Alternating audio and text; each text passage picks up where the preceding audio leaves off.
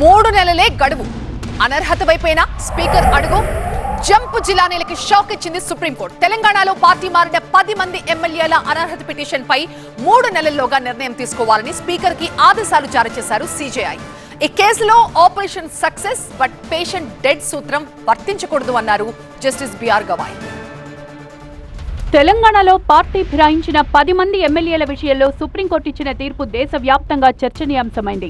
Party మారిన ఎమ్మెల్యేల విషయంలో తెలంగాణ హైకోర్టు డివిజన్ బెంచ్ ఇచ్చిన తీర్పును సుప్రీంకోర్టు కొట్టివేసింది.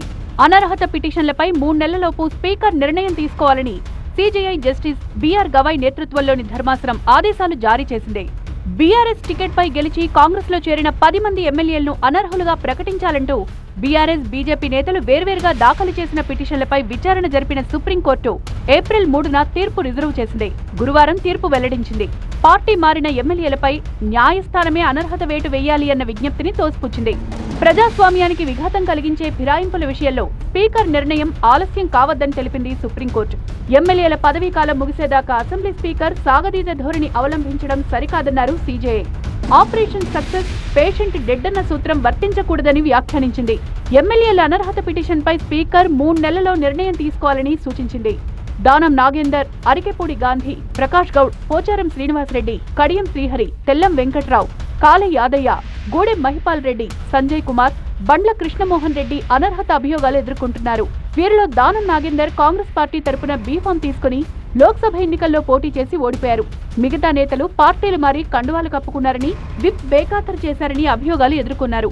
గూడెం మహిపాల్ రెడ్డి, బండ్ల కృష్ణమోహన్ రెడ్డి తాము బీఆర్ఎస్ లోనే ఉన్నామన్నారు. ఇక భద్రాచలం ఎమ్మెల్యే తెల్లం వెంకట్రావు సుప్రీంకోర్టు తీర్పును స్వాగతిస్తున్నాను అన్నారు. తనపై అనర్హత వేటుపడినా మళ్లీ తానే గెలుస్తానన్నారు. 100% ఏది వచ్చినా ఏది జరిగినా కాకుండా దేనికైనా రెడీగా ఉన్నాం. మళ్ళీ ప్రదర్శన గెలుస్తారని నమ్మకం ఉందా మీకు? 100%. ఎమ్మెల్యేల అనర్హత విషయంలో సుప్రీంకోర్టు తీర్పు కాపీలు అందాక న్యాయ నిపుణులతో చర్చిస్తానన్నారు స్పీకర్ గడ్డం ప్రసాద్. ఏం తీర్పిచ్చిందో అని వచ్చిన తర్వాత న్యాయ నిపుణులతో సంప్రదించి అప్పుడు మీకు అన్ని విషయాలు చెప్తాను. మరోవైపు BRS working president KTR supreme court తీర్పును స్వాగతించారు. స్పీకర్ వీలైనంత త్వరగా ప్రజాస్వామ్యబద్ధంగా నిర్ణయం తీసుకోవాలి అన్నారు. మరికొంతమంది బీఆర్ఎస్ నేతలు సుప్రీం తీర్పు కాంగ్రెస్ కు చెంపపెట్టుగా అభివర్ణించారు.